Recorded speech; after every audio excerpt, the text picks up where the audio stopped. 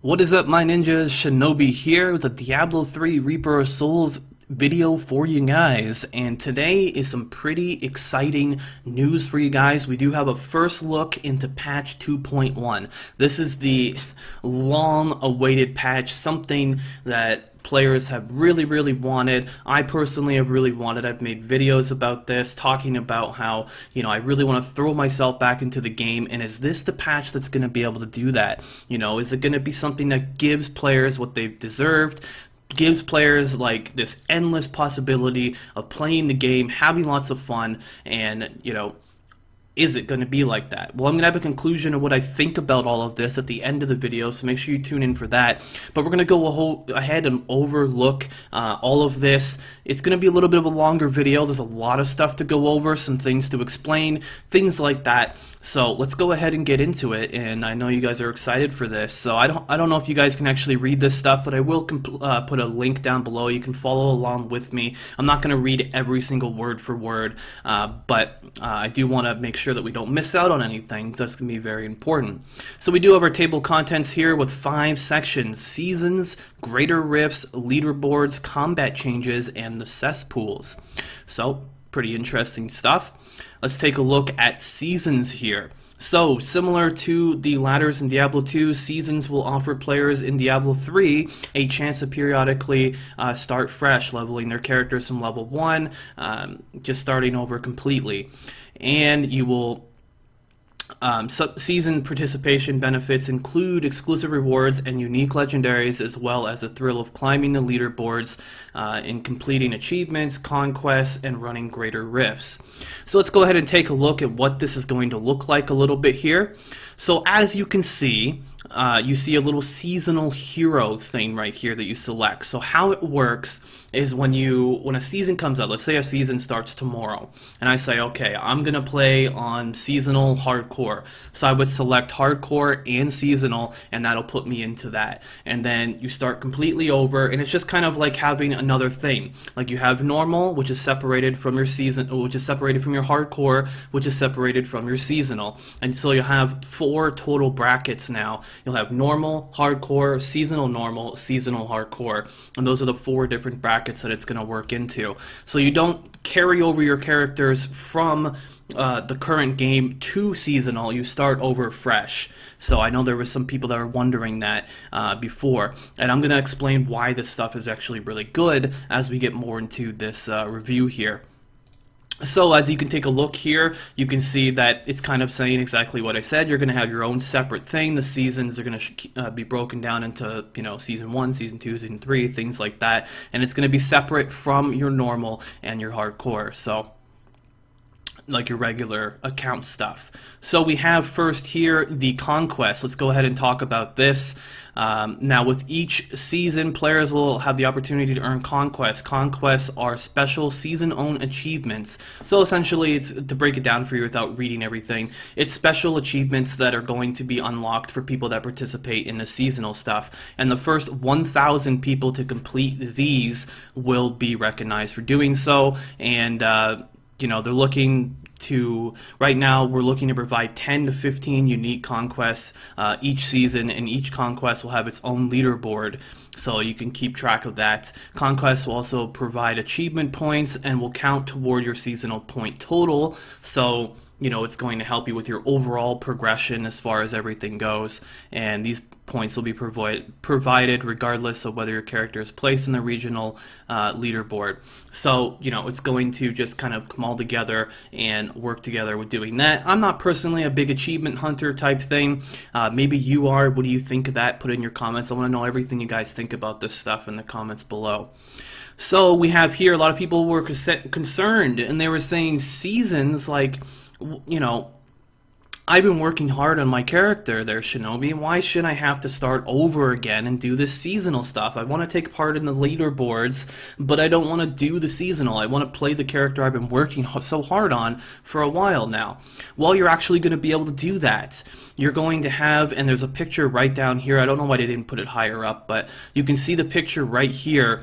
Normal, hardcore, season, and season hardcore. So there's going to be 4 separate leaderboards for those things. And then you have your season achievements leaderboard and your conquest leaderboard as well. So you're going to have a bunch of different leaderboards, and you can partake in these leaderboards even if you're not doing the season stuff. So it's not going to be combined though. They're going to have their separate things. So you know, if for instance, let's say that Timmy is doing really well and he plays on normal and he's trying to, you know, get a really good time or something like that, and I'm doing season and I'm getting a really good time, my time won't interact with his time because I'll have my own separate leaderboard. So that's kind of how it works, if it makes sense. You know, if you're going to have your own separate thing. So, but you can still look at the leaderboards and match yourself up against people. If you're like, for instance, you're doing normal and you see that someone's doing seasonal and you're like, wow, man, like, you know, if I had this gear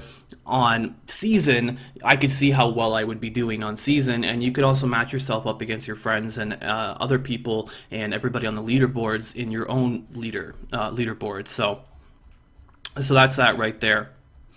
And so, yep, that's all of that. And then you have greater rifts. Now, greater rifts was known as tiered rifts before. I actually kind of like the tiered rifts name more than greater rifts. So how this is going to work without reading through all this stuff, when you kill a Rift Guardian in a regular Nephilim Rift, he can drop a greater rift key, and you use this to open up the next rift, the greater rifts. Now, if you're in a group with people, let's say I'm in a group with 3 other people, we're each going to have to provide a certain amount of tokens or whatever to get into this. If you're playing by yourself, then, you know, it's different. But yeah, that's how it works. So you're not going to have any of these anymore. Okay, whose turn is it to open this? Whose turn is it to open that? Now it's just if you're in the group, everybody has to provide towards it, which is good. Then you have how greater rifts work. So let's get into that here. Very similar to Nephilim rifts, however, is a little different. You race against the clock to fill a progress bar by occurring monster kills. So, you know, you want to get that progress bar up as much as possible, and you have a certain amount of time to do that. And they're working really hard, from what I've been reading and what they've been saying, on trying to make it so that it's not as randomized and it's more of you know, it's not like you got unlucky because you got a really bad rift or something. It's going to be more of a more balanced type thing. So, and most monsters do not drop loot. Rewards have been completely shifted to the Rift Guardian. Now, I like this, and what this means is that you can focus totally on killing monsters and getting the best times possible without having to stop and loot all these monsters. You're like, oh, I got a legendary way over there. It's going to really kill my time because I got to go pick it up. So I think that's a really good idea, and hopefully the Rift Guardians will compensate you for the loss of loot, obviously. That's going to be very important, and make sure they get that correct. But that's something that definitely I'm interested in, and it really enables you to try and get the best time possible, so I like that. Monsters grant differing amounts of progress towards your progress bar, so the tougher the monster, the more the bar will fill up, which is good. Makes sense. You cannot resurrect at your corpse or in town while in a greater rift, only at the last checkpoint. So let's say you're trying to really race against the time and your team wipes and you die, then you're going to be set back a little bit. You're going to be penalized for that instead of starting off from where you were before. Also, additionally, you have the teleport option. You can't just skip ahead, and that's really cool too. So you can't, you know, just cheat, essentially. It's going to be as you progress together and going throughout the rift, and obviously that doesn't matter for you if you are playing solo.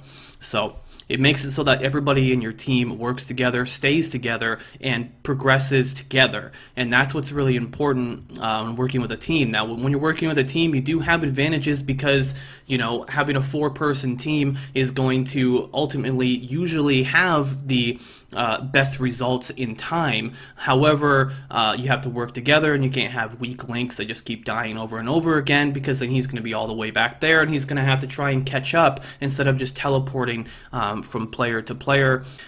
Greater rifts levels are progressively more difficult, so as you get more and more into it, it's going to get more and more harder. The difficulty is separate from standard difficulty settings, Master, Torment 1 through 6. So it's not going to have, you're not going to be like, okay, here's the leaderboard for doing Torment 6 greater rifts, and here's a leaderboard for doing Torment 1 greater rifts. No, it's going to be all combined together, and it's going to just kind of progress harder and harder. So the way that I'm pretty much factoring it is like the first time you go in, the first level is going to be like Master, and then you're going to have like the next level is like Torment 1, next level is like Torment 2, and it's just going to get more and more difficult.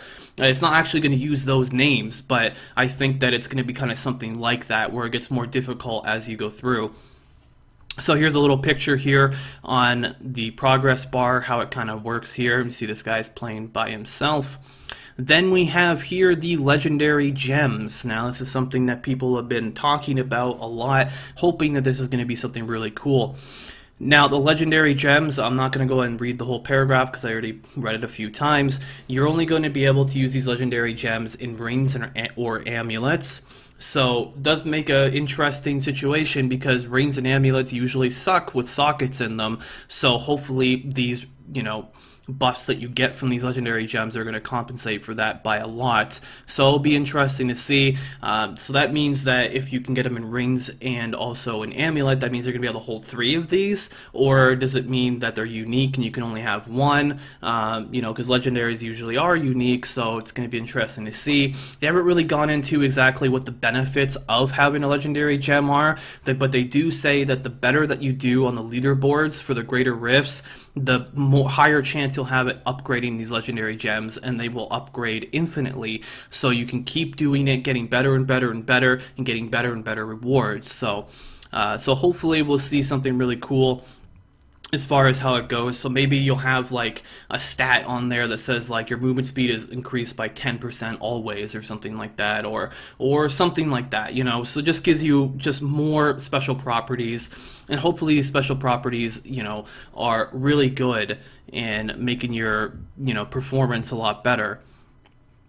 And you have right here, it says some of the changes in greater rifts are also coming to irregular Nephilim rifts, like the way the completion bar will advance based on monster difficulty. In addition, we're slightly modifying the entry mechanism for all rifts, and all players will have to have a rift fragment in order to open it. So they are going to make some changes to the regular rifts if you don't want to take part into the greater rifts. Then we have the leaderboards here, so let's talk about this because this is very exciting. Now it says with so many ways to compete, we want to provide players with a quick and easy way to measure their progress. Enter our next big feature in 2.1, the leaderboards. Leaderboards will track progress with greater rifts, seasonal achievement points, seasonal conquests across a variety of game types. Designed to be informative and detailed, leaderboards will allow you to compare your progress to that of your friends or gameplay region, clan members, things like that. So as you're taking a look at this, as we looked at it a little bit earlier, like I said before, you have your own separate leaderboard, but take a look up here where it says 2 players.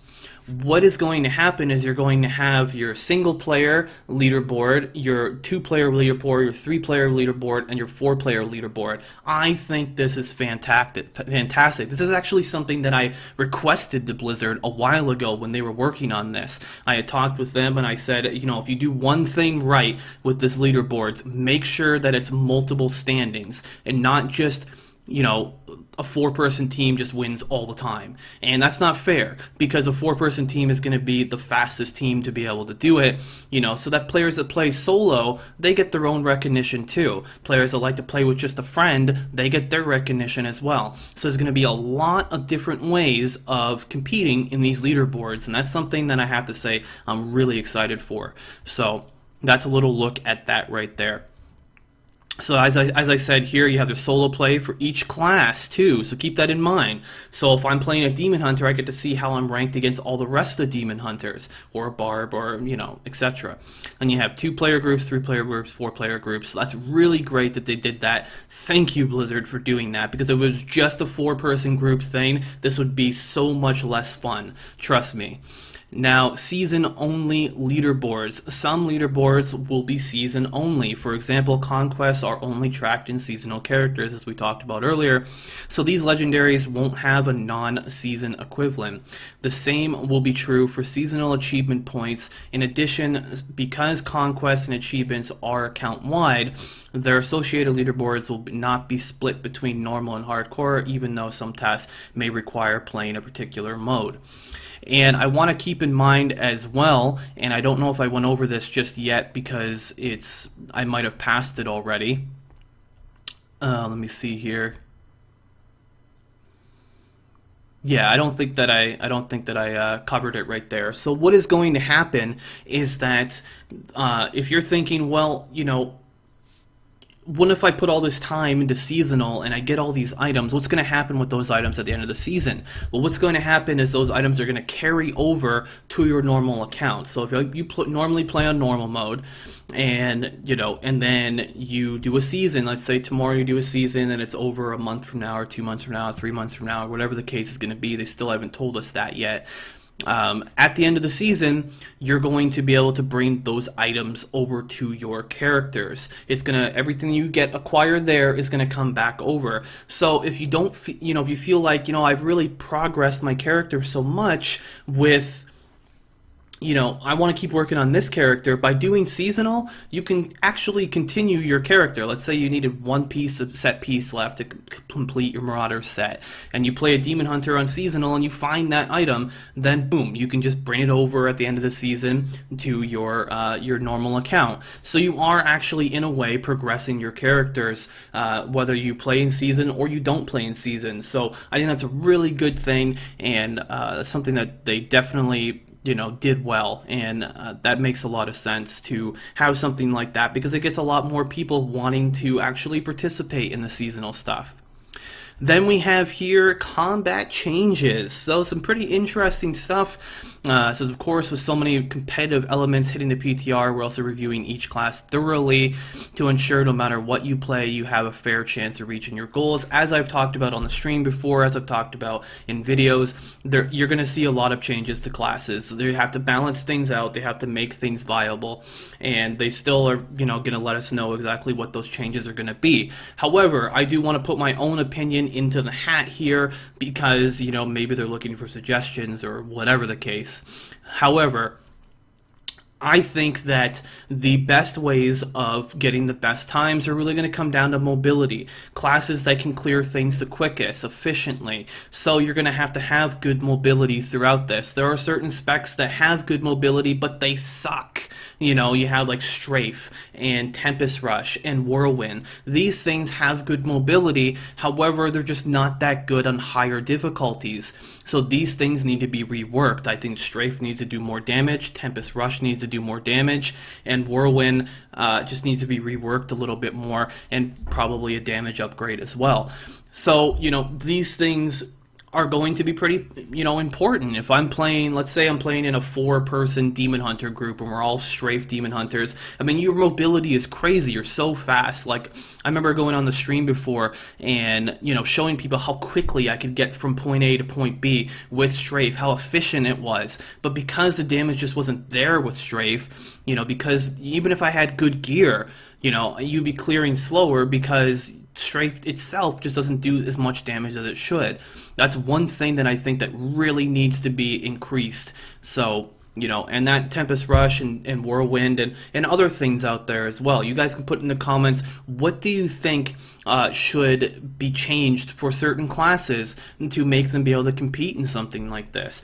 Because we'd really hate it to have that moment where it's just like, oh, only Witch Doctors are doing good, or only Barbs are doing good. So hopefully the balance will be there. So then we also have dexterity and survivability. So I kind of agree with this here, and I kind of don't agree with it. So let's go into it.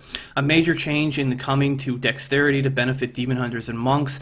Each point of dexterity will grant 1 armor instead of dodge chance. Now, dodge wasn't that good, and it was the worst of, you know, of the of the armor and resist and stuff, it is the worst of the three of them.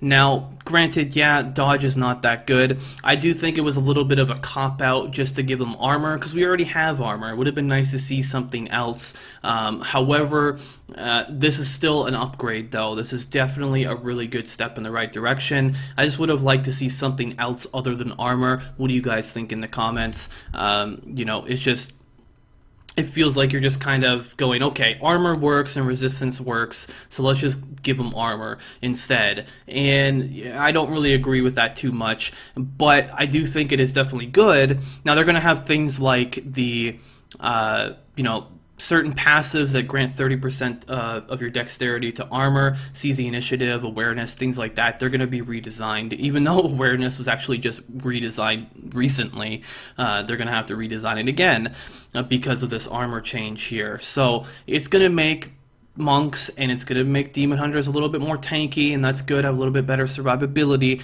and that's good. I think that it's a good thing that they did. I just would like to have seen something else, something that would have been a little bit better. Now, healing here, this is going to be interesting with lifesteal gone from Reaper of Souls, because it just didn't make it over to Reaper of Souls. It was too overpowered, things like that. They did implement healing into the game back in Reaper of Souls, but it just hasn't been that good. You have life regen, life on hit, just very lacking. And they say in this paragraph here that most of your healing comes from health globes, which I have to agree. Health globes, health pots, things like that, most of your healing is going to come from that. So what they're going to do is nerf the amount of healing that you get from health globes, but increase the amount of healing you get from your gear, such as life on hit and also life regen. So that's cool. I'd really like to see that and see a little bit better survivability on characters, so you're not really worrying about picking up a health globe. If you have to run this direction to be very efficient with your run through, but you got to run that way to go pick up a health globe because you're getting low in health, that's not good. You want to have a nice fluid motion and a very efficient motion. So hopefully this will help with that, to making your characters more efficient in the greater rifts. Then we have here the cesspools, which just kind of came out of nowhere. They didn't really talk about this before. This is something they said they wanted to add into the game, but they weren't able to. Now it says, originally designed as the sewers of West March, we weren't able to include cesspools like I just said. We still love the look and the feel, so you can take a look at what these look like here. So it's going to be like a new zone that'll be coming up, and these will be in the rifts, I believe. They'll be used in the Nephilim rifts and the greater rifts here. So it says dank underworld, and we've spent some time polishing it up for use in Nephilim rifts and greater rifts. So just kind of a new zone type thing. They're trying to take a little bit of the randomization away from that for competitive play in the leaderboards. So that's everything, guys. That is all of it. I know this video has been 22 minutes long, but there's been a lot of information here. So I want to go ahead and give my final conclusion on what I think on patch 2.1. because a lot of people are probably very curious to know what I think about this. Now, at first, when I saw that this went up on the internet, the very first thing that I said to myself was like, okay, let's see what's wrong with this. Because let's face it, in the past, and you guys know, whenever Blizzard screws up on something, I'm the first one to jump on them about that. I enjoy playing this game, but I also feel like this game has a lot of potential, and I feel like that potential has not been reached in the past because of many reasons that they possibly have. But at the same time, because I enjoy this game so much, that's why I get upset over the fact that they lack in certain areas, as we've seen over time. And coming into reading this patch to begin with, I thought, okay, is this going to be another another failure to reach the full potential of what they can possibly do? And I have to say that I'm very happy to announce that no, I think that they reached their potential here. I think that yes, there is some things that could be done better, and we've talked about a couple of that stuff in this video here. However, I am very happy with patch 2.1. I think you guys should be as well. I think there are a lot of cool features in here that are not only going to be fun for people that compete in seasonal, but also people that don't compete in seasonal. This is something that's going to be fun for everyone, and that's something that's really great. There's going to be a lot of rewards in here. We don't know what the special legendaries are going to look like. We don't know what the legendary gems are going to look like. We don't know that stuff yet, so there could be some failure in the future here. However, from what I'm seeing so far, this looks very good.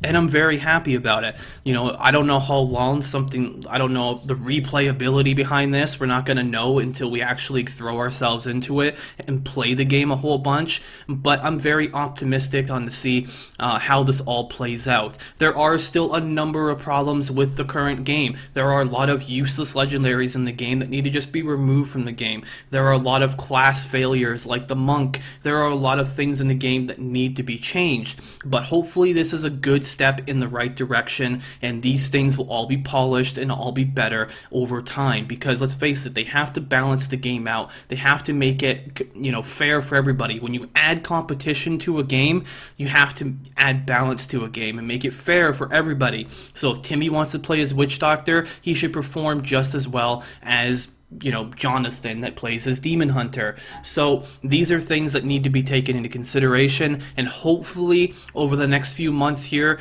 as this comes out, and you know, obviously this PTR will probably be out in the next couple weeks here. However, you know, over the next couple months, there's going to be lots of changes, lots of patches, lots of balances to the game, and hopefully they do it right and make it so that everybody enjoys this game. Everybody feels like they can compete in the leaderboards and have an enjoyable time doing it. So those are my thoughts about everything here, guys. I do think that you know, this is very awesome. I'm very excited for this information. You know, we're going to see how things pan out over time, but this is something that I definitely want to throw myself into. The leaderboard thing seems fun, and I just can't wait to get into it. So what do you guys think about all these changes here? And if you do have any problems with it, put it in the comments down below. If you like things, put it in the comments down below. And if you want to, you know, have tips or anything like that, suggestions that you'd want to see in the future of this patch here, changes that you would like to see, you can also put that down below too, and I look forward to reading all your comments. Thanks guys for checking out the video. Thanks for subscribing. Thanks for liking and commenting and all that kind of stuff. Lots more Diablo 3 coming for you guys, both on live stream and on the YouTube channel. Until next time, my name is Shinobi. Thanks for watching.